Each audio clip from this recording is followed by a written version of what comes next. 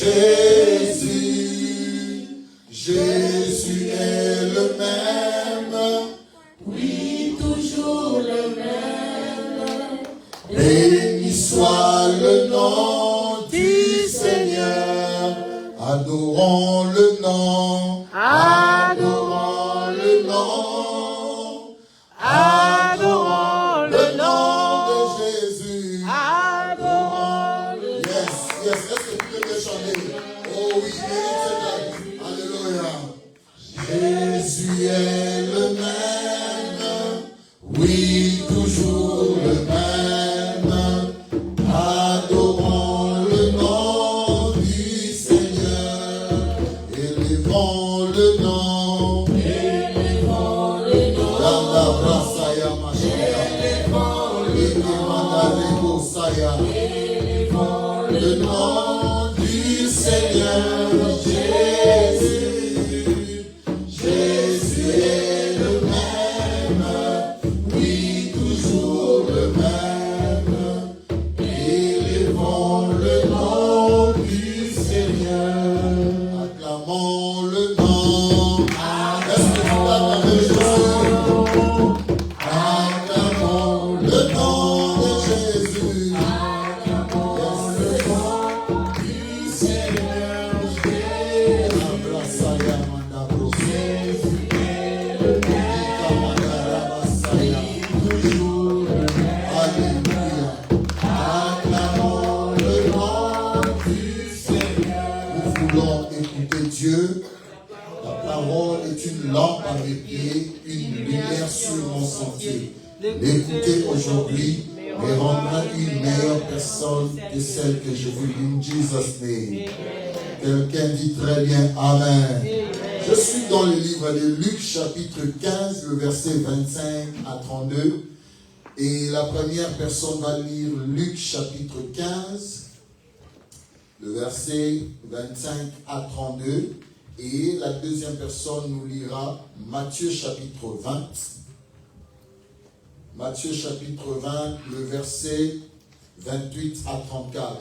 Nous lisons au nom de Jésus. Luc 15, 25 à 32. Nous lisons au nom de Jésus. Or, le fils aîné était dans le champ lorsqu'il revint et approcha de la maison. Il attendit la musique et le danse. Il appela un de ses serviteurs et lui demanda ce qui c'était. Ses serviteurs lui dit, ton frère est de retour et parce qu'il l'a retrouvé en bonne santé, ton père a tué le veau gras. Il s'est mis en colère et ne voulut pas entrer. Son père sortit et lui pria d'entrer. Mais il répondit à son père, voici, il y a tant d'années que je te sers sans avoir jamais transgressé tes ordres.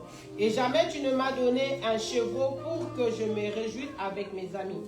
Et quand ton fils est arrivé, celui qui a mangé ton bien... Et quand ton fils est arrivé, dis avec moi, et quand ton fils est arrivé. Et quand ton fils est arrivé. Maman continue. Celui qui a mangé ton bien avec les prostituées, c'est pour lui que tu as tué le veau gras. Mon enfant lui dit, le père, tu es toujours avec moi et tout ce que j'ai est à toi. Mais il fallait bien s'égayer et se réjouir parce que ton frère, que voici, était mort et qu'il est revenu à la vie. Parce qu'il était perdu et qu'il est retrouvé. Amen. Amen. Matthieu chapitre 20. Le verset 28, à partir du verset 28. Quelqu'un nous a trouvé Matthieu chapitre 20. Nous lisons au nom et à la merci de notre Seigneur Jésus. Amen. C'est ainsi que le Fils de l'homme est venu, non pour être servi, mais pour servir et donner sa vie en rançon pour beaucoup. Lorsqu'ils sortirent de Jéricho, une grande foule suivit Jésus. Deux aveugles assis au bord du chemin entendirent que Jésus passait et crièrent, « Aie pitié de nous, Seigneur, fils de David. » La foule le reprenait, La foule les reprenait pour le faire taire. pour le faire taire. Mais il crièrent plus fort. Mais ils crièrent plus fort. Aie pitié de nous, Seigneur, fils de David. Jésus s'arrêta, les appela et dit, que voulez-vous que je fasse pour vous? Ils lui dirent, Seigneur, que nos yeux s'ouvrent. Remplis de compassion, Jésus toucha leurs yeux. Remplis de compassion. Aussitôt, ils retrouvèrent la vue et ils lui suivirent. Amen. Amen. Est-ce que quelqu'un peut bien acclamer la parole de Dieu? Alors on acclame la parole de Dieu.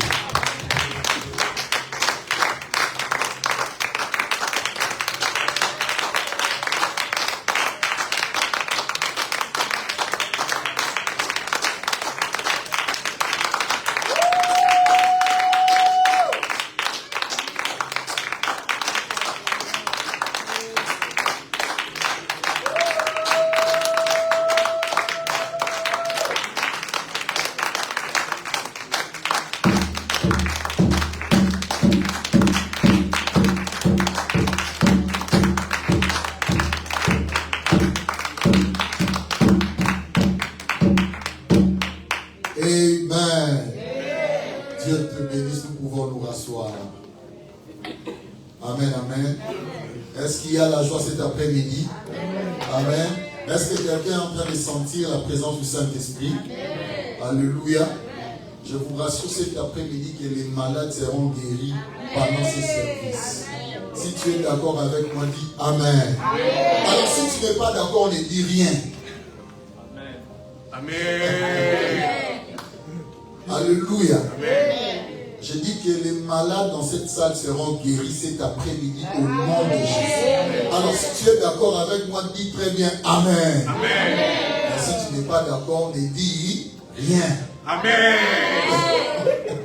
Amen. Papa Justin a compris. Alléluia. Amen. Dieu nous bénisse. Je suis dans la joie de te voir aujourd'hui. Je suis content de te voir aujourd'hui. Je suis content de te voir, content et mon frère, que Dieu te bénisse. Je suis content de te voir aujourd'hui. Amen. Je suis content de te voir aujourd'hui. Dieu te bénisse. Papa Justin, sœur Laetitia, Dieu vous bénisse. Maman Micha, de nous avoir amené dans l'adoration, dans la présence de Dieu. Amen, amen. Que Dieu vous bénisse abondamment. Amen. Nous étions en train de parler sur le livre de Luc, chapitre 15, depuis le dimanche passé. Nous avions appris quelques leçons sur l'histoire ou la parabole de l'enfant prodigue. Amen, amen.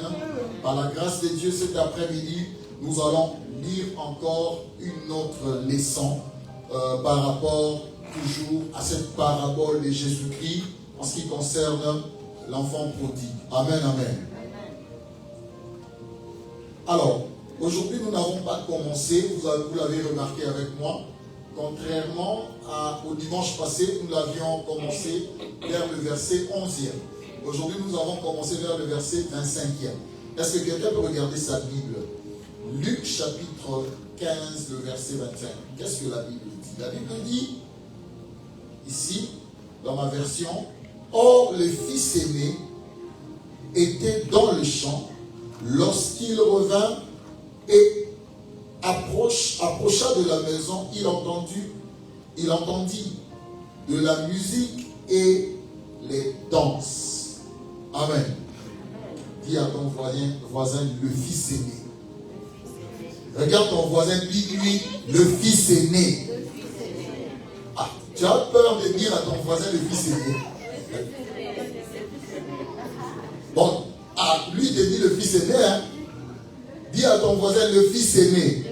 Est-ce qu'on peut dire comme un seul homme, le fils aîné?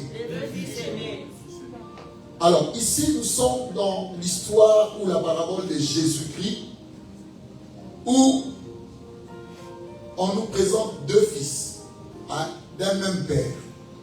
On a appris la semaine passée quelques leçons sur le fils cadet.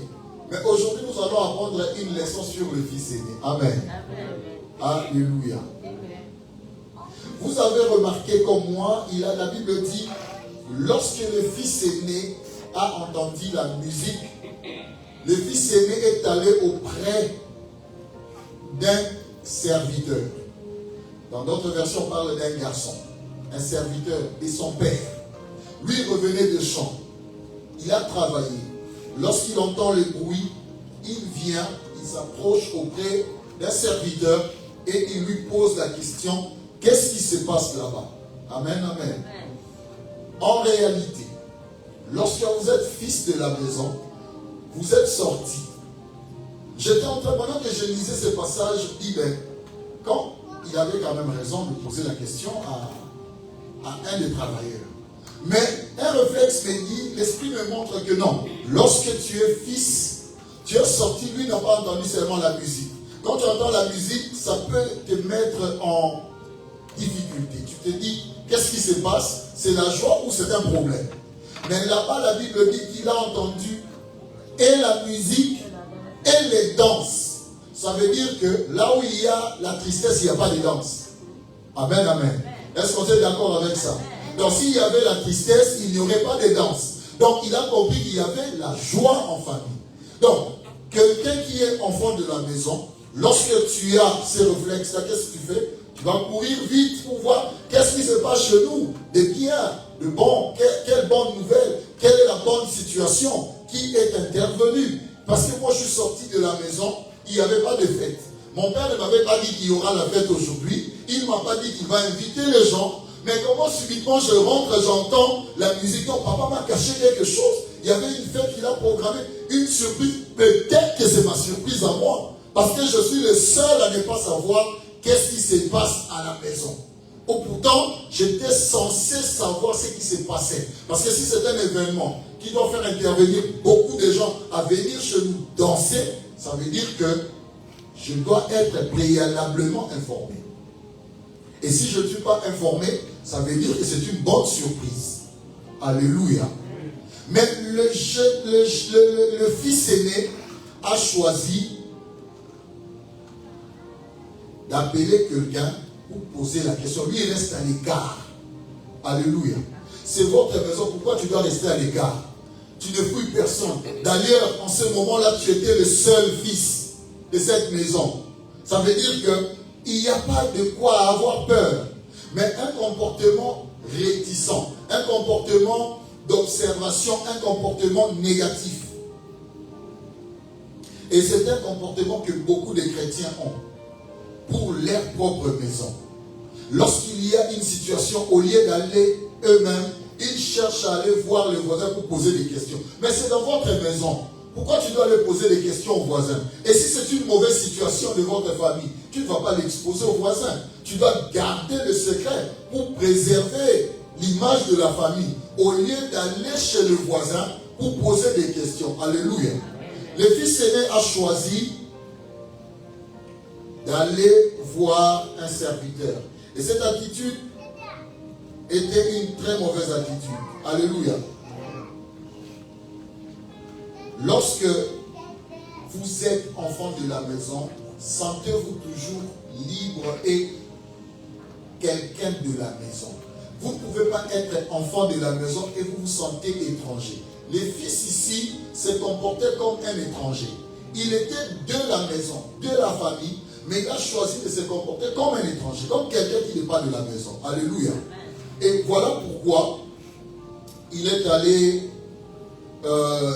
poser la question à un serviteur pour demander qu'est-ce qui se passe. Et malheureusement, on lui a appris une nouvelle qui ne l'a pas plu à lui. Une nouvelle qui devait en réalité le plaire. Une nouvelle qui devait lui faire du bien. Le fils aîné ne s'est pas réjoui. Quand le serviteur lui dit que il y a ton fils, ton frère qui était perdu, écoute-moi très bien. Le serviteur lui a dit, il y a qui? Ton frère. N'est-ce pas? Pour le serviteur, il n'y a pas de demi-mesure. C'est son frère. Qu'il soit parti ou pas, c'est son frère. Et il lui dit, ton frère qui était perdu, il est revenu. Ton père a tué un veau gras. Voilà pourquoi on est en train de célébrer pour lui. La Bible dit que le fils aîné s'est fâché. Le fils aîné se fâche et il quitte. Il va dehors pour demander à son père des choses. Tala, l'image de ses fils aînés était quelqu'un qui vivait dans la maison de son père, mais comme quelqu'un qui ne vit pas, qui n'habite pas, qui n'est pas de cette famille-là. Alléluia. C'est comme beaucoup d'enfants de Dieu. Ils sont à l'église, mais ils ne vivent pas comme des enfants de Dieu. Ils sont enfants de Dieu. Ils sont dans la maison de Dieu comme nous sommes aujourd'hui. Mais ils se comportent comme des étrangers dans la maison de Dieu. Ça veut dire quoi? Ils pensent que Dieu est un étranger pour eux au lieu de prendre Dieu comme leur père. Lorsque tu es un enfant de Dieu, dans la maison de Dieu, tu dois te sentir à l'aise que je suis dans la maison de mon père. Il s'agit de danser, tu dois danser. Il s'agit de chanter, tu dois chanter. Bouger, courir. On voit le roi David en train de danser pour Dieu. Je pense pieds nus avec des trucs bizarres. Sa femme est même étonnée. Alléluia. Parce que David se considère comme l'enfant de Dieu d'abord. Il dit l'Éternel est mon berger. Alléluia. Ça veut dire que lui, le roi David, il se dit que lui, il est une brebis. C'est un animal. Mais Dieu est le maître. Dieu est un humain. Il caricature ça comme ça. L'Éternel est mon berger, je ne manquerai de rien. Alléluia. Un homme, on ne l'amène pas dans les verts pâturages. L'homme reste à la maison pour manger. Lorsqu'il parle, qu'il m'amène dans les verts pâturages, ce sont les troupeaux qui mangent de l'herbe. Ça veut dire que David se considère comme une bête. Est-ce que quelqu'un comprend? David se considère comme un troupeau, comme une brebis. Il se dit, moi je suis une brebis. Lui, c'est vraiment l'homme. Vous voyez, quand on met une brebis ici et un homme ici, on va choisir l'homme, on ne choisit pas l'animal. N'est-ce pas? Parce que c'est l'homme qui est plus important que l'animal. Mais David se met dans cette position de brebis parce qu'il sait que pour que je mange, pour que je boive, il y a le berger qui m'amènera dans les verts pâturages et dans les eaux paisibles. Alléluia. Parce qu'ils se sont enfants de la maison. Mais le fils aîné ne se sent pas enfant de la maison, il se sent un étranger, il se sent comme un mercenaire. Voilà pourquoi il va aussi auprès de son ami mercenaire comme lui pour poser la question. Amen, amen. Au lieu de rentrer à la maison comme un enfant de la maison, mais lui il va comme un mercenaire, comme un serviteur. Il est dans la maison de son père, mais il se comporte comme un serviteur de son père. Il veut que son père le remarque. Il veut faire des choses pour que le père... Pourtant, le père te voit. Tu n'as pas besoin des extravagances pour que le père te voie. Le père te connaît et il te voit. Nous sommes à ça ici. Il nous voit chacun. Il sait ce qui se passe dans la vie de chacun de nous. Alléluia. Alléluia. C'est ça le fils aîné. Le fils aîné. Le fils aîné, il vit dans la maison de son père avec des questionnements. Ça veut dire que c'est quelqu'un qui manque de foi. Amen, amen. Or, la Bible dit dans le livre de Hébreux chapitre 11, le verset 6, sans la foi, il est impossible de lui être agréable. Car, lorsqu'on continue, la Bible dit, car ceux qui s'approchent de Dieu doivent croire qu'il existe. Mais il n'existe pas seulement, il fait quoi? Qu'il est le rémunérateur de ceux qui le cherchent. Ça veut dire quoi? Quand tu vis avec Dieu, tu dois avoir la foi pour que Dieu t'aime. Tu vas passer des années à l'église, tu n'auras rien parce que tu vis sans la foi et tu ne verras rien. Tu vas vivre comme le fils aîné. Manque de foi. Il vit dans la maison de Dieu, mais manque de foi. Tu viens à l'église, mais tu n'as pas de foi. Tu viens faire quoi à l'église? Dis-moi d'abord. Bon, toi, tu viens à l'église faire quoi? Parce que tu n'as pas de foi. Tu ne crois pas au miracle. Tu ne crois pas que Dieu peut faire quelque chose pour toi. Moi, je vous dis ici, moi, je vous ai toujours dit, moi, je vis de miracles tous les jours de ma vie. Si je commence à étaler des miracles chaque jour, vous serez étonnés. Moi, je vis de miracles, Papa Berger. Tous les jours, Papa Justin, si je commence à vous étaler tous les miracles, vous allez dire, mais finalement, on a ça dans mon enco. Peut-être que vous allez dire, il y a aussi. Quand moi je voyais des pasteurs prêcher à la télé comme ça, il dit des choses, moi je dis non, il ment. Moi-même je le dis, et je suis sur la chair, je dis, ah non, c'est pasteur ment. Mais comme moi-même je vis ça, je commence à la repentance. Seigneur, pardonne-moi, je disais que ce pasteur-là mentait. Alléluia. Dieu aime la foi. Si tu vis par la foi, moi j'ai passé une semaine tellement stressée, ma femme est témoin, tellement stressée. Cette semaine, la semaine passée, était très stressante pour moi. Mais j'avais des possibilités humaines que j'avais faciles, très faciles. J'avais des possibilités humaines. Mais je dis, mais je me suis dit, moi-même, je prêche la foi. Et puis maintenant, je suis challengé ici. Je dis, Seigneur, je reste. Je dis, Seigneur, je reste. Si ça va barder, que ça barde, que ça capote, que ça s'éclate là-bas. Je suis resté là. Le Seigneur, la manière dont il a donné solution, sans que je parle, sans que je ne crie, sans que je ne danse, sans que je ne fasse quoi que ce soit. Je suis resté, ma femme est témoin, je suis resté, je dis, ah, Dieu aime les hommes de foi. Dieu aime les hommes de foi. Bien aimé, si tu ne mets pas ta foi en exercice, Dieu ne t'appréciera pas. Et tu n'auras rien de Dieu. Pour avoir quelque chose de la part de Dieu, tu dois être un homme et une femme de foi. Alléluia. Le fils aîné était dans la maison de son père avec tout ce que son père avait. Mais il avait quoi? Il avait eu quoi? Rien. Vous ne connaissez pas ça. On vous a dit que le fils aîné avait eu quelque chose. Mais le fils cadet qui était un bandit, qui s'est mal comporté, au moins lui il a eu quand même quelque chose. La Bible dit qu'il a eu sa part de bien. Et les commentateurs de la Bible expliquent qu'il a eu le tiers des biens de son père. Il est parti avec. Mais au moins il a eu quelque chose. Et quand il est revenu, il a encore eu. Mais le fils aîné était toujours là. Mais il avait eu quoi? Alléluia. Tu es dans la maison de Dieu, tu pries, ton Père Dieu a tout. L'or, la Bible dit, l'or et l'argent lui appartiennent. Mais toi, tu es dans la maison de Dieu, tu tries, tu n'as rien. Pourquoi? Parce que tu te comportes comme les fils aînés. Tu dois te comporter comme un enfant de la maison. Tu sais que ce que mon Père a est pour moi. Je n'ai pas besoin de me plaindre. À tout moment, il va me le donner. Mais lorsque tu te plains, tu manques. Lorsque tu te plains, tu vas travailler comme les travailleurs. Les travailleurs, au moins, on les payait. Lui, on ne le payait pas parce qu'il était fils de la maison. Lui, on ne le payait pas. Parce qu'il était l'enfant du propriétaire. Il le faisait pour le faire. Alléluia. Mais il le faisait pour attirer son père.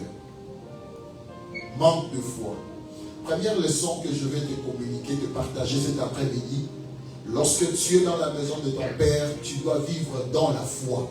Aussi longtemps que tu viens à l'église, viens avec la foi. Chaque jour, tu vas dans la présence de Dieu. Même dans ta chambre, va avec la foi. Ne va pas par coutume, par coïncidence, par accident. Va avec foi. Je vais parler à Dieu. Et quand je parle à Dieu, il m'écoute.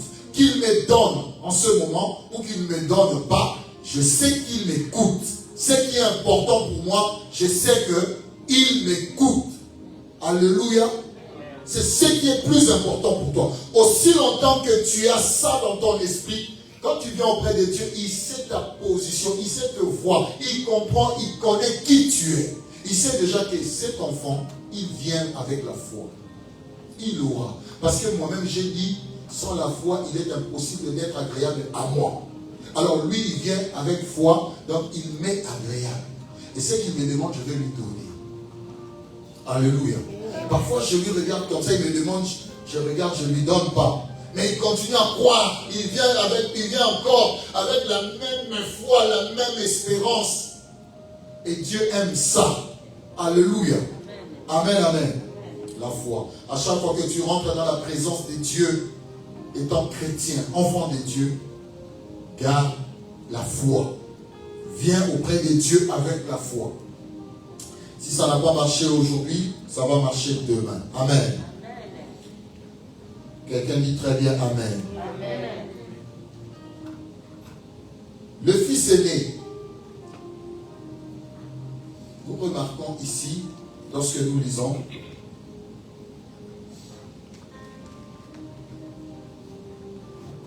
dans le verset 28, la Bible dit, il s'est mis en colère, ne voulut pas entrer.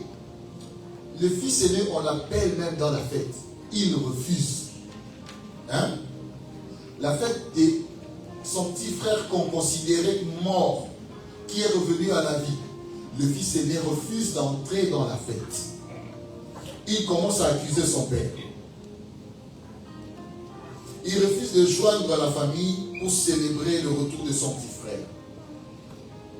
Il montre sa colère par ses plaintes de manière extravagante. Écoutez ce qu'il dit. Mais il répondit à son père, verset 29. Voici, il y a tant d'années que je te sers. Donc lui sert son père pour que le père le voie. Sans avoir jamais transgressé tes ordres, et jamais tu ne m'as donné un chevaux pour que je me réjouisse avec mes amis. Donc toi aussi tu travailles comme ça pour qu'on te donne les chevaux et tu te réjouisses avec tes amis. Tu travailles avec un intérêt quelque part. Ça dit je fais ceci pour que mon père voit ce que je fais. Tu ne le fais pas de toi-même, tu ne le fais pas pour faire parce que je suis enfant de la maison. Mais il le fait pour que son père le remarque. Alléluia. Non, tu n'as pas besoin, comme je l'ai dit tantôt, tu n'as pas besoin de faire des extravagances auprès de Dieu. Dieu n'a pas besoin de te remarquer. Dieu te connaît. Toi, tu ne vois pas Dieu, Dieu te voit. Amen, amen. Il dit, et quand ton fils est arrivé, celui qui a mangé ton bien avec des prostituées. Vous voyez, vraiment, il est en train d'extrapoler la situation de son frère auprès de son père. D'abord, il ne l'appelle pas lorsque mon frère. Il a tellement la colère en lui, la méchanceté en lui. Il refuse même de dire quand mon frère est venu. Il dit, j'aime bien toutes les versions de la Bible, il parle de ton fils. Dans ma version Semeur, on dit même que lorsque, dans la version dira lorsque celui-là, il appelle même celui-là, donc avec dédain. Parce qu'il est vraiment en colère. Pourtant, il devait être joyeux. Nous ne sommes qu'à deux.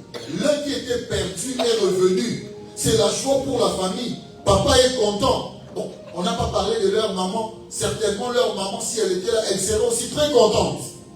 Mais comment toi, ton frère revient, tu n'es pas content? La méchanceté. La méchanceté. Nous en voyons même à l'église. Hein. Les anciens frères et les anciennes sœurs n'aiment pas les nouveaux venus. Alléluia. Les personnes qui étaient perdues là, qui reviennent. Les anciens n'aiment pas. Ils deviennent méchants à l'église. Vous voyez, on commence à le regarder avec dédain. On commence à le bouder à l'église. La personne qui était perdue, au lieu d'être avec l'église, sont contentes que non, notre frère est revenu, notre sœur est revenue. On commence à le regarder avec un œil. Bon, lui, il était parti, hein. Nous, on était restés. Là. Dieu n'est pas dans ça. Hein. Dieu aime les cœurs repentis. Alléluia. Voilà pourquoi nous avons des gens à l'église qui passent des temps à l'église, mais qui ne changent pas, qui ne progressent pas, parce qu'ils ont le cœur du fils aîné. Ils ne sont pas contents lorsque les autres reviennent à la maison. Alléluia. Ils veulent que la maison reste à eux. Bon, il veut gérer les télévisions, il veut gérer tout ce qu'il y a à la maison. Il n'a rien à faire. Parfois, il circule seulement à la maison. Il est content d'être seul. Il ne veut pas l'autre, que l'autre soit là. Avec ce cœur-là, tu ne verras pas la main de Dieu. Il accuse son père de l'avoir jamais traité de manière joyeuse ni généreuse. Mais pendant qu'il était en train de parler, son père lui coupe la parole, lui dit, il lui fait savoir que tout ce qui est à moi est à toi. Pendant qu'il lui parlait là, il voulait expliquer, dire des choses, accuser son père. Parce qu'il accusait son père. Et bien le père l'interrompt. Il lui fait savoir que les ressources de ma maison est à toi. Comment tu peux me dire des choses comme ça? Parce que tout ce que j'ai t'appartient. Maintenant que lui, dans son esprit, c'est un esclave. Lui, dans son esprit, c'est un mercenaire. Il sait que ce qui appartient à son père, ce n'est pas à lui. Il doit faire des choses pour attirer la présence de son père, que son père remarque que je suis là, regarde, me voici ici. Bien aimé, je le dis encore, tu n'as pas besoin de ça. Il te connaît. Comporte-toi comme enfant de la maison. Sois seulement à l'aise. Parle à ton père comme tu parles à ton père. Sois gentil. Sois joyeux.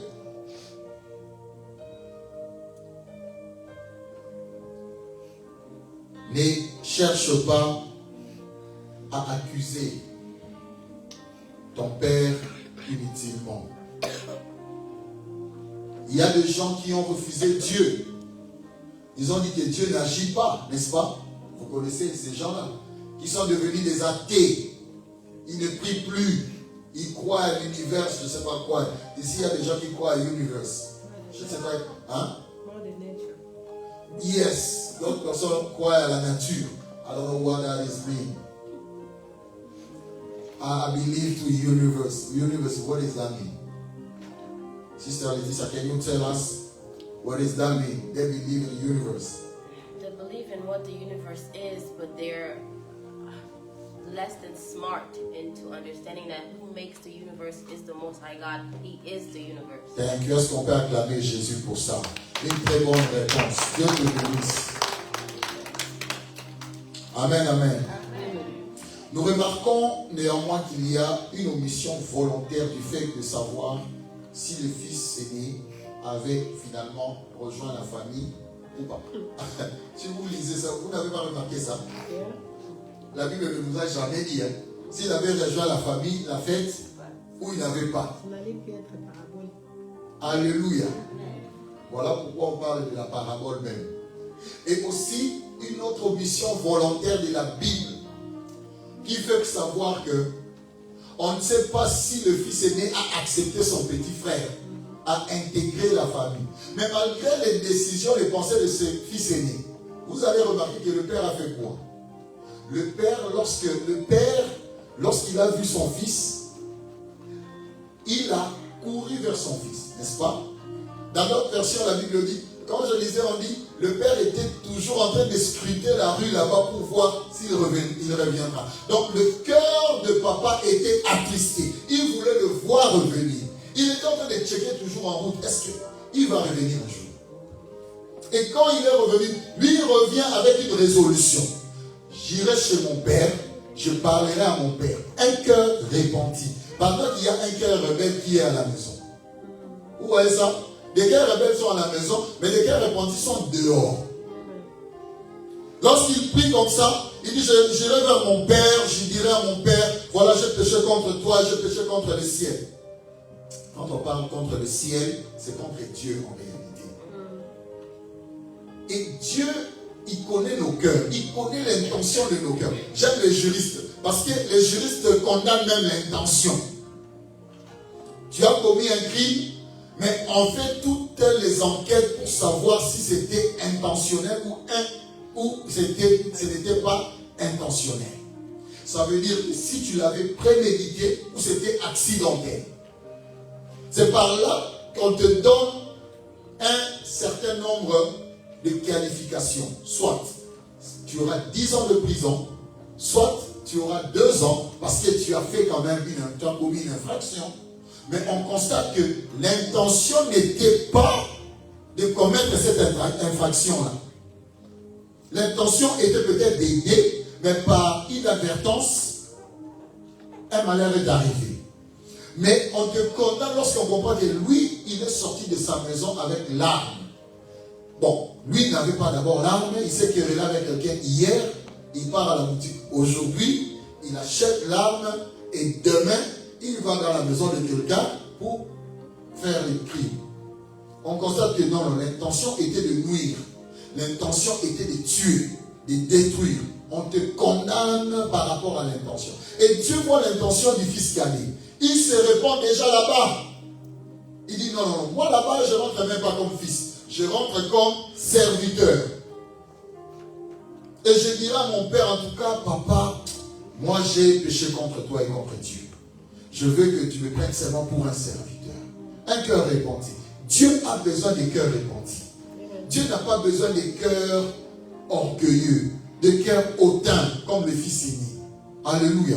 À chaque fois que tu es dans la maison de Dieu, sois comme le fils cadet. Tu commets une erreur, réponds-toi. Voilà pourquoi il dit, si vous confessez vos péchés, il est fidèle et juste et vous purifiez de toute iniquité. Dans cette parabole, Jésus représente, on représente le fils aîné comme les pharisiens. Vous voyez les pharisiens. Si vous voyez, vous prenez l'accusation du fils aîné, c'est pratiquement les paroles des pharisiens. Jésus critiquait le fait les pharisiens, il les critiquait parce qu'il s'est préoccupé des choses moins importantes que des choses importantes. Et surtout, les pharisiens, comme ils avaient, par rapport aux Sadducéens, les pharisiens avaient l'estime du peuple. Amen. Ils avaient l'estime du peuple. Alors, généralement dans les synagogues, dans les Sanhédrins, c'était les pharisiens qui décidaient. Ils connaissaient Dieu, ils connaissaient la parole, ils avaient leur coutume, mais ils voulaient faire des choses pour être vus. Ils voulaient faire des choses pour que les hommes les voient. Ils voulaient surtout pour leur intérêt personnel. C'était pour leur personnalité. Amen, amen. Voilà, c'est pratiquement le comportement du fils aîné. Il voulait faire des choses pour que papa voie, mais il ne faisait pas parce qu'il est enfant de la maison. Est-ce que quelqu'un comprend cela? Travailler chez ton père, ce n'est pas un problème. Mais travailler de manière intentionnelle, c'est ça le problème. Je travaille pour qu'on me regarde. Je fais ceci pour qu'on me voie. Je fais ceci pour qu'on voit que je travaille plus que mon petit frère. Je fais ceci pour qu'on voit que je suis plus fort que lui. Mais tu ne travailles pas parce que c'est notre maison. J'ai remarqué avec mes enfants quelques temps passés, quand ils viennent de l'école, parfois ils viennent de l'école avec leur sac à dos. L'un fait tomber, peut-être l'un a deux sacs à dos, je sais pas, parfois ils amènent beaucoup de choses à l'école. Alors l'autre, il a beaucoup de charges avec lui, il fait tomber un sac. Tu vois les autres passent, il laisse ça. Il laisse le sac là. J'ai remarqué ça une fois, deux fois, je dis, mais les enfants ici, ils font comment? Et j'ai remarqué que les Américains font ça. Ce qui est pour toi est pour toi. Ce qui n'est pas pour lui, il ne touche pas. Moi, je leur ai dit, attention, vous êtes frères, que ce soit la dernière fois. Lorsque un de vous a un petit souci, vous devez aider. Vous voyez que l'autre a beaucoup de ça, vous n'aidez pas. Quand je dis ça, c'est pour que, non. Même quand ils font tomber quelque chose à la maison, vous voyez que non, ça c'est un stylo qui est tombé là-bas. Ils savent que ce stylo-là, c'est pour tel. Les autres là ne prennent pas. Ils ne vont pas toucher à ça. Moi, je dis, mais ce stylo-là, c'est à qui? Non, it's not mine, c'est pour Oracle. Oh. J'appelle, c'est pour qui? Non, c'est pas pour moi, c'est pour tel. Donc, tous savent que c'est pour tel. Mais ils ne veulent pas ramasser ça. Donc, ils attendent que le propriétaire vienne ramasser. Vous voyez? Non, ça, ce n'est pas l'esprit de la famille. Je dis, non, vous devez vous aider. Je dis à mes enfants, vous devez vous aider, vous devez ramasser ça. C'est pour votre frère, remettez-le à sa place, là où il met ses choses. Ce n'est pas pour vous, mais aidez-le. Le fils aîné faisait des choses pas pour que ça soit la famille, ça soit individuel, que papa voit que lui travaille bien et beaucoup. Et Dieu connaissait l'intention du cœur de ses fils aînés. Voilà pourquoi il a passé beaucoup de temps avec son père, mais on ne lui a jamais donné même un mot pour, bon, va jouer, va manger avec tes amis. Mais il y en a, c'est pour eux. Mais celui qui était perdu, qui revient avec une intention repentie, j'ai fait du mal à mon père et j'ai désobéi. Je vous ai expliqué dans la culture juive, pour qu'on te donne l'héritage. L'héritage, le papa donne l'héritage lorsque il est prêt à mourir, il est prêt à prendre sa retraite. C'est alors que papa donnait l'héritage. Alors, demander l'héritage comme le fils cadet l'a fait, dans la culture juive, c'était un signe de manque de respect notoire. Et même on considérait ça comme si il est en train de préméditer, souhaiter la mort de son père. Parce qu'il sait qu'après la mort de papa, on aura ça. Et quand lui vient du vivant de son père est fort, en train de gérer tout, très lucide, lui demande que papa, donne-moi la part de mes biens. C'est un enfant qui est en train train de souhaiter la mort de son père. Et c'était une offense. Et tellement qu'il avait offensé son père, il est parti. Le père n'avait jamais regretté. Vous l'avez remarqué lorsqu'on a lu ça l'autre fois. Il lui a donné ses biens. Et quand il a réalisé que c'était une grosse erreur, il est tombé. Il est revenu à la raison. Il s'est repenti. Il revient auprès du Père. Alléluia. Alléluia. Amen. Nous voyons le fils aîné avec le manque d'amour et le manque de pardon. Pour bénéficier de la grâce de Dieu, il faut être de cette nature-là. Savoir pardonner. Étant un enfant de Dieu, le fait de rater ou de manquer de choses essentielles, le fait de manquer à pardonner ou à aimer les autres sincèrement, réellement, nous allons rater et manquer beaucoup de bonnes choses de la part de Dieu.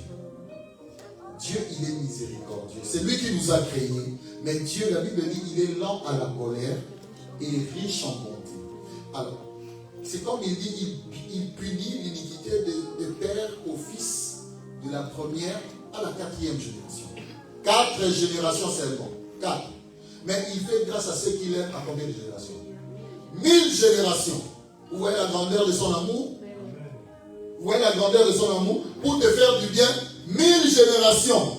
Toi, tu étais déjà disparu 100 ans, tu as 100 ans, tu meurs 200 ans. Dieu te donne 120 ans, tu meurs. Mais après 1000 ans, il continue à faire ta descendance du bien. Voilà pourquoi tu vois certaines personnes ne souffrent pas comme toi et moi. Hein. Ils sont dans cette génération-là des 1000 qui sont dans l'abondance. Ils tombent, ils se relèvent, mais Dieu a déjà signé un contrat avec leurs grands-pères, leurs grands-mères. Ils seront bien. Ils seront bien. Toi et moi, on va les pousser le congélateur en mana. Eux, ils vont rester peinards à la maison en train d'attendre de l'argent entrer. Vous ne savez pas ça, hein? Vous savez ça maintenant, hein?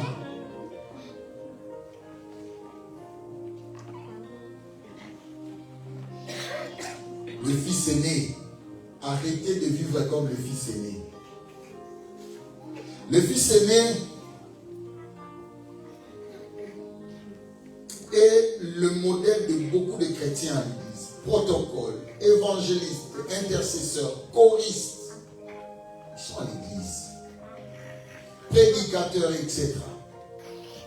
Mais vous voyez qu'ils n'ont pas l'amour du prochain. Protocole, prédicateur, évangéliste, intercesseur, moniteur d'école le dimanche, mais des gens qui manquent de pardon.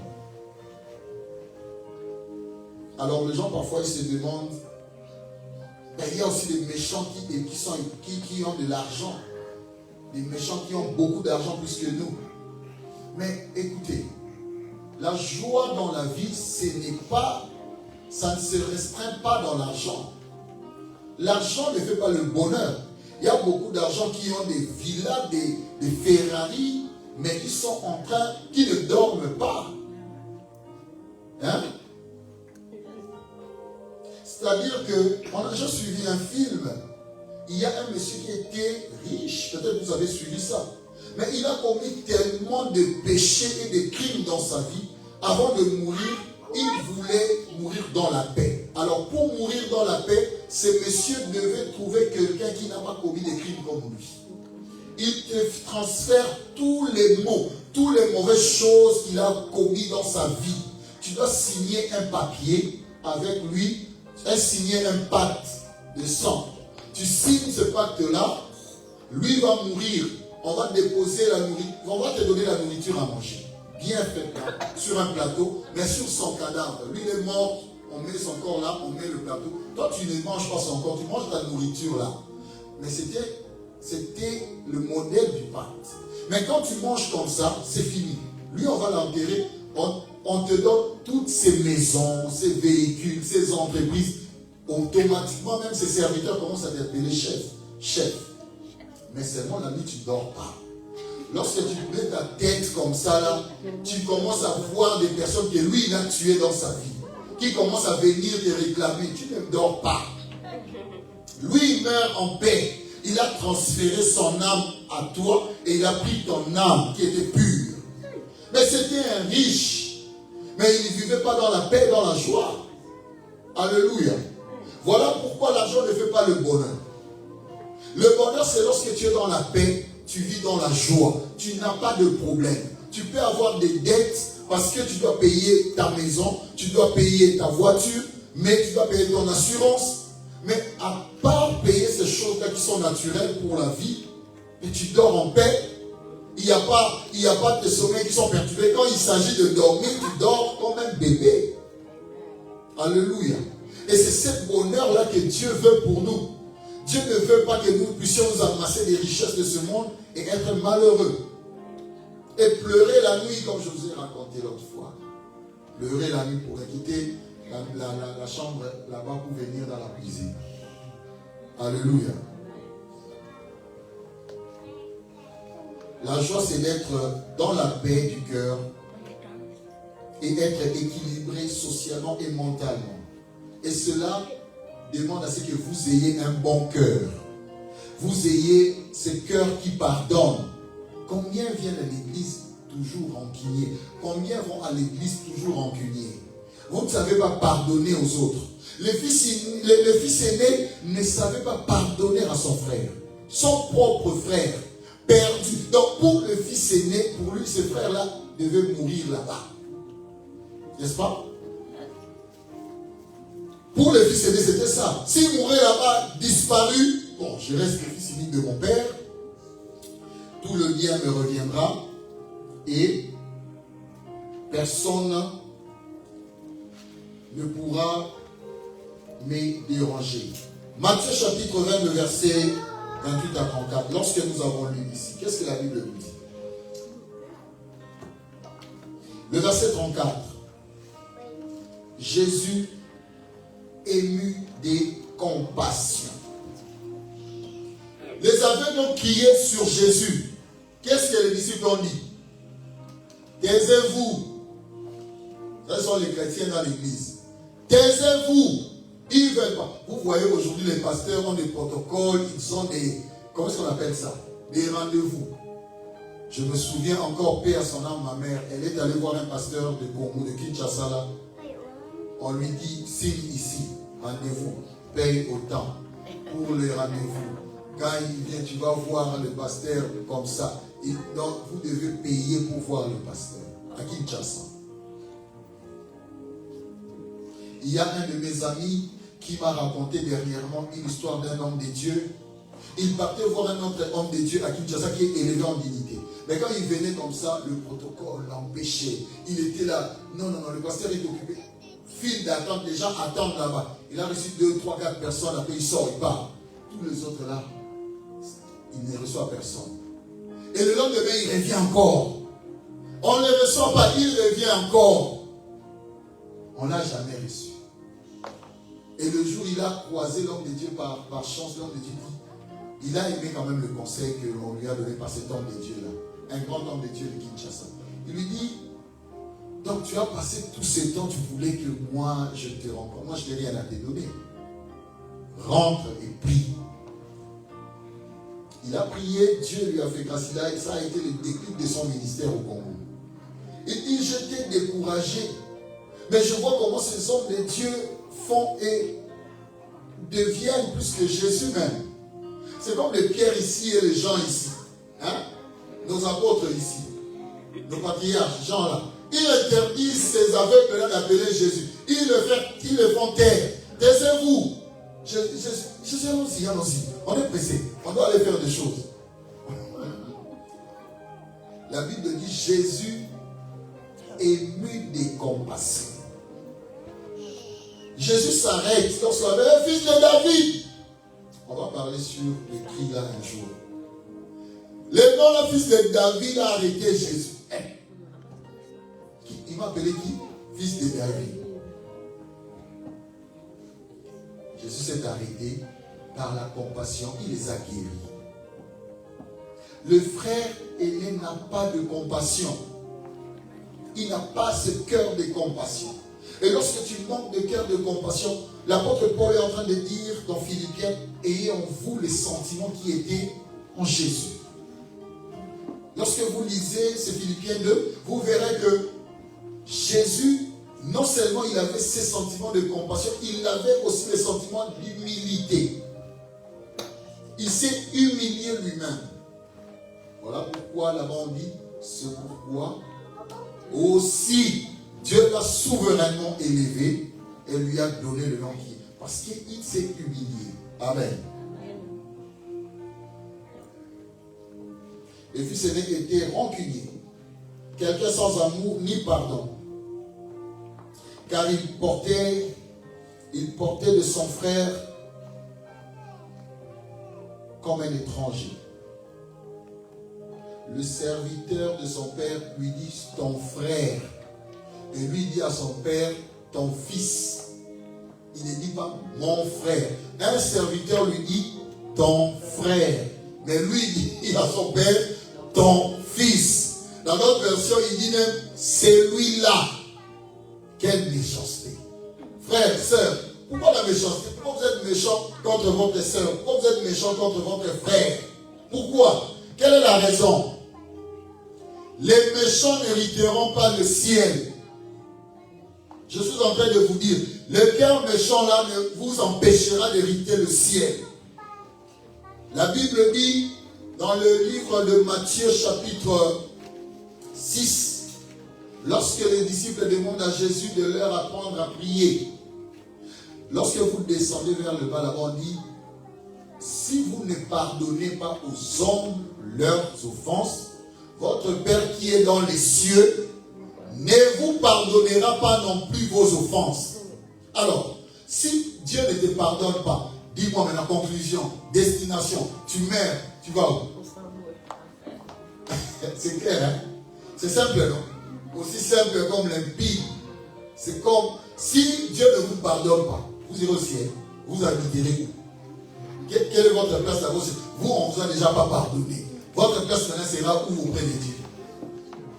Hein? Quelqu'un dit très bien Amen. Amen.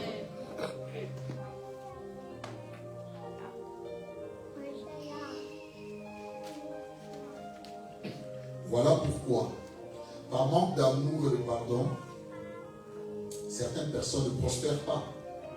Vous ne prospérez pas, non parce que vous faites beaucoup d'efforts de gymnastique, de overtime au travail, vous ne prospérez pas.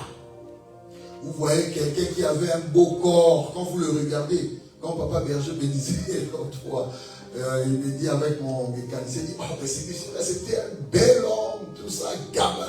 Mais je ne sais pas comment il est devenu comme ça. Donc, vous voyez que certaines personnes, ils deviennent racistes, donc, à Kaouki. Non parce qu'ils ne mangent pas bien. Le cœur est mauvais. Lorsque ton cœur est méchant, ça se traduit même sur ton visage. Il y a les racines ici, on appelle ça les veines. Vous voyez quelqu'un beaucoup de veines sur le visage. La chose là, très attachée. Pour rien, il n'y a pas le soleil. Il y a d'autres gens qui font ça quand il y a le soleil. Maintenant, il n'y a pas le soleil. Tu vois quelqu'un déjà les 11 là-bas. 111. Hein? Les rides. Tu te fâches inutilement. Pour rien seulement. L'enfant te dit bonjour. Et toi, là-bas. Même un bonjour de l'enfant, tu chasses l'enfant. L'enfant, quand tu vois, et il est venu, les enfants fouillent. Au lieu que quand papa est venu, les enfants viennent t'accueillir. Quand ils te voient seulement, il vient. Les enfants fouillent. Tu vois l'enfant en train de jouer en route là-bas, il voit ta voiture, il court vite signaler les amis, il vient. Et vous voyez la maison de punition, la chose ici, on range là-bas, on court.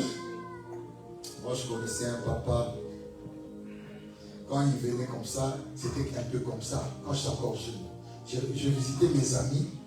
Quand le papa entre, c'est pas sa voiture, puis les jeunes qui jouent avec moi, ils sautent. Donc, il a klaxonné pour qu'on vienne ouvrir le portail. Mais mon ami qui joue avec moi, quand on klaxonne, puis il saute comme un chef, il fouille, il me laisse. Ah, mais mon ami, toi, tu es parti. Ah, il est parti. Et quand je vois le papa, moi je salue le papa, il me répond. quand il entre dans la maison, regarde la fille, Macaco. Moi, je dis, oh my God. Donc, quand il voit sa fille, il crie comme ça. Oh, j'étais étonné. J'ai dit, je comprends pourquoi mes amis fuient. Hey, un papa comme ça.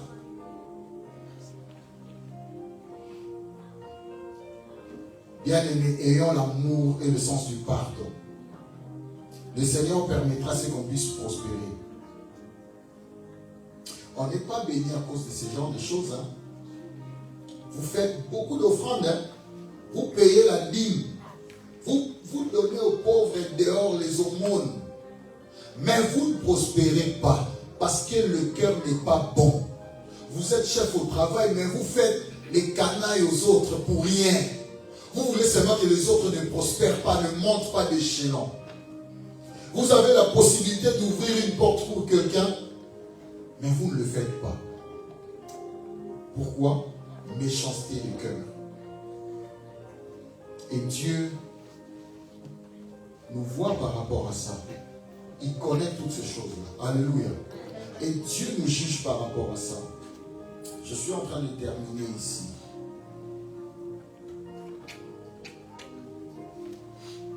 Lorsque nous lisons Luc 15, 18 à 21, je vais lire ça rapidement pour nous.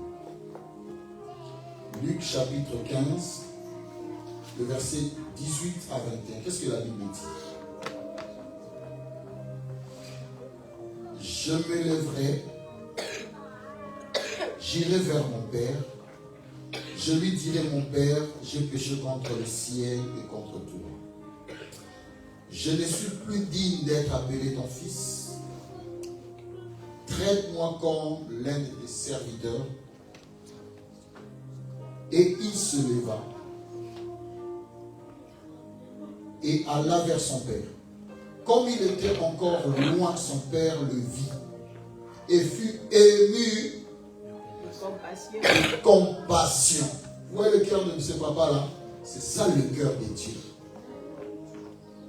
Ému de compassion. Il courut, se jetait à son cou et l'embrassa. Le fils lui dit, mon père, j'ai péché contre le ciel et contre toi. Je ne suis plus digne d'être appelé ton fils. 22. La Bible dit, mais le père dit à ses serviteurs, apportez vite la plus belle robe, et revêtez-le, mettez-lui un anneau au doigt et aux souliers, et des souliers aux pieds. Vous voyez, quand je ferme ma Bible, ça veut dire que nous sommes arrivés à la fin. Le Père ne considéra même pas ce qu'il avait dit. N'est-ce pas? Pendant qu'il disait cela au Père, ici encore la Bible ne l'a pas mentionné. Mais on remarque seulement que le Père n'a pas considéré, pendant qu'il lui parlait là. Dans d'autres, certains commentateurs de la Bible se disent même que le Père l'a interrompu. Et le Père appelle les serviteurs. Venez, apportez-lui la plus belle robe. Apportez-lui un anneau, mettez sur son doigt. Et faites-lui porter des souliers. Ça veut dire quoi? Dans la culture juive, vous le verrez dans Genèse chapitre 41, vous allez lire ça là-bas. Lorsque Joseph expliqua à Pharaon le songe, qu'est-ce que Pharaon dit? Pharaon enleva son bague, son anneau, et plaça à Joseph, sur le doigt de Joseph, et metta sur Joseph son fin lin. Ça veut dire que dans la culture juive, lorsqu'on te fait ça, ça veut dire qu'on te remet dans ce droit. Parce que Joseph était d'abord un prisonnier. Et le prisonnier n'avait pas droit de babouche. Quand on te donne le babouche, les sandales aux pieds, ça veut dire qu'on t'enlève de ton état d'esclave. Vous remarquez cela? Ça veut dire que ici, le fils cadet, malgré son péché, parce qu'il s'est repenti, Dieu le remet dans ses droits. Malgré que son frère, la Bible ne nous dit pas s'il avait accepté que son frère regagne sa position en famille, mais le père a décidé. C'est Dieu qui décide. Alléluia. Voilà pourquoi je dis à chaque jour à quelqu'un, quel que soit ce que les hommes peuvent te dire, tes soeurs te disent des choses, tes parents disent des choses, la personne qui a le dernier mot sur toi, c'est Dieu. Tous les autres vont dire des choses avec un comma, une virgule. La personne qui mettra le point final, c'est Dieu. Alléluia. Et c'est la décision de Dieu qui compte plus que la décision de tous les autres. Alléluia. Tu dois être content. Parce que quand Dieu se réjouit, ils sont au plus grand nombre de ceux qui ne se réjouissent pas. Remarquez que le fils unique, le fils aîné était seul à ne pas se réjouir. Mais ceux qui jouaient, qui dansaient à la maison étaient nombreux. Amen, amen.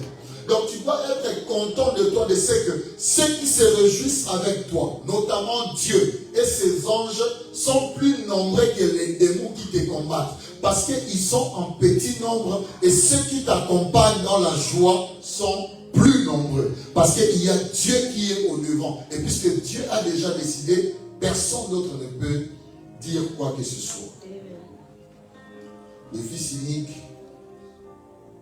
le fils cadet a été rétabli dans ses fonctions, dans sa position en famille, comme enfant de la maison. Ça veut dire qu'on l'a rétabli même dans ses prérogatives. Donc si la famille s'est réunie pour prendre une décision, le fait de lui donner la bague, le fait de lui mettre une nouvelle robe et de lui remettre les sandales aux pieds, ça veut dire que tu n'es plus esclave. Tu ne peux même pas être mon esclave. Quand tu dis que tu vas travailler avec mon papa, balaye ça comme ça. Dis non, non, toi tu ne peux pas être mon... Tu es mon enfant. Tu es mon fils bien-aimé. Je voudrais dire à quelqu'un ce matin, tu es l'enfant bien-aimé de Dieu. Ne te considère pas comme un étranger dans la maison de Dieu. Lorsque tu parles à Dieu, rassure-toi que je parle à mon Père. Et ce que tu dis, Dieu a tout pour te donner. Alléluia. Dieu peut te donner au-delà de ce que tu penses. Là, lui il revient ici, je veux être esclave. Mais Dieu lui dit quoi? Prends l'anneau, renouvellement de l'alliance. Tu n'es pas un esclave. Ne pense même pas à ça. Prends les sandales, mets aux pieds. Aujourd'hui, tu es dans tes fonctions. S'il y a des choses que tu peux dire à la maison, tu as le droit de les dire.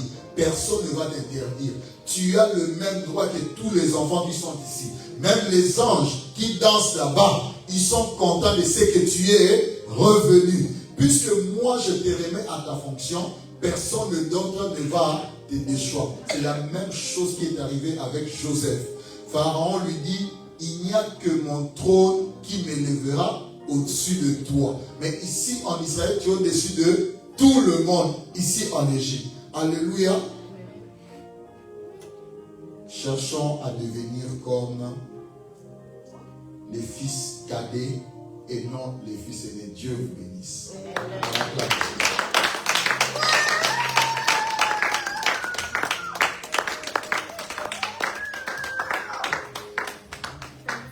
Va acclamer Jésus.